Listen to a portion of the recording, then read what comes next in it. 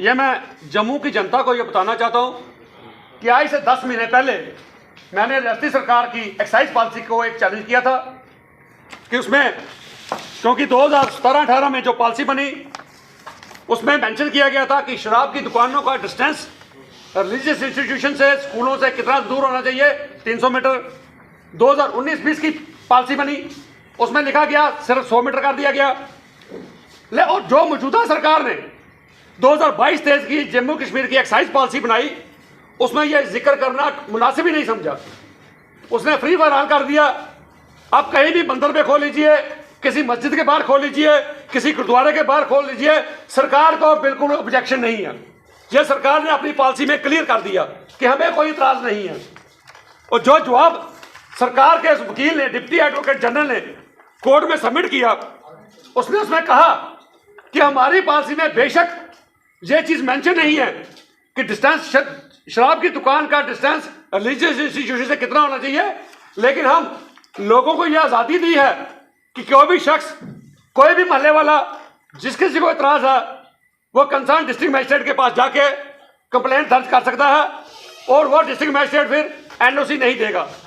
लेकिन ये ग्राउंड पे ऐसा नहीं होता। हम जम्मू के बहुत से मोहल्लों में देखा लोगों के झगड़े, लोगों की लड़ाइयाँ, पुलिस उसकी हिफाजत करती है दुकानदारों की, पब्लिक हक में कोई पुलिस वाला नहीं बोला।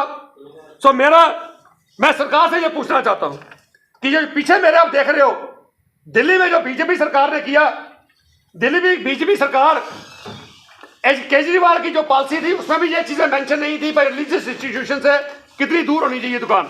उसके ऊपर दिल्ली की जो बीजेपी अपोजिशन में है उसने धमकियां दी, रोड जाम किए भाई अगर 48 आवर्स के अंदर आप ये दुकानें बंद कर दो, और सरकार को मजबूरन कुछ बंद भी करनी पड़ी। और उसके बाद स्मृति ईरानी जी भी आके सड़कों पे बैठी दिल्ली में, वो भी भाई स्कूलों के बाहर, इस रिलीजियस इंस्टीट्यूशन के बाहर आप ये दुकानें क्यों खोलते हो।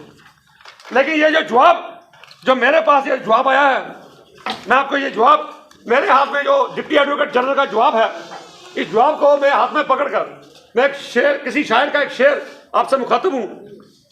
कहता है, समुंदर तेरी ये खामोशियां कुछ और कहती हैं, साहिल पे टूटी कश्तियां कुछ और कहती हैं। मेरे हाथों में ये जो स्टेट गवर्नमेंट का कागज है ये कुछ और कहता है, और ये दिल्ली की अखबार की सुर्खियां कुछ और कहती हैं। सो ये सरकार पार्टी जो पूरे हिंदुस्तान ही नहीं दुनिया की सबसे बड़ी पार्टी है, मैं इनसे पूछना चाहता हूं कि आप हमेशा नैतिकता की दुहाई देते थे जम्मू कश्मीर में, आप लोगों की आस्था का हमेशा ख्याल रखते थे, मॉरल वैल्यूज को हमेशा प्रमोट करने की बात करते थे, आज आपकी वो नैतिकता कहां गई। दिल्ली में जहां आप अपोजिशन में हैं तो आप उसके पॉलिसी के खिलाफ प्रोटेस्ट करोगे, भाई मंदिर और गुरुद्वारे के बाहर शराब की दुकानें नहीं होनी चाहिए, मोहल्लों में नहीं होनी चाहिए। लेकिन जम्मू में आपकी एक्साइज पॉलिसी कहती है कि हमें कोई इतराज नहीं है, आज मंदिर के बाहर खोल लीजिए, गुरुद्वारे के बाहर खोल लीजिए।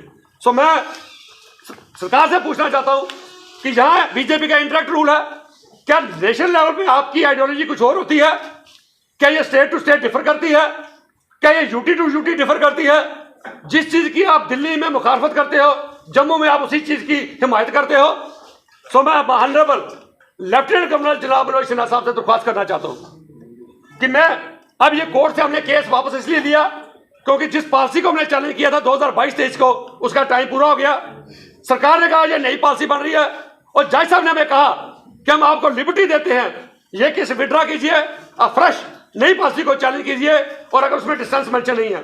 मैं एलजी साहब से दरख्वास्त करना चाहता हूं, लोगों की धार्मिक भावनाओं की आहत ना हो, इसका ख्याल रखते हुए जम्मू कश्मीर यूटी की जो नई एक्साइज पॉलिसी बनने जा रही है 2023-24 की, उसमें डिस्टेंस जरूर मेंशन कीजिए कि रिलीजियस इंस्टीट्यूशन से वाइन शॉप का डिस्टेंस कितना होना चाहिए।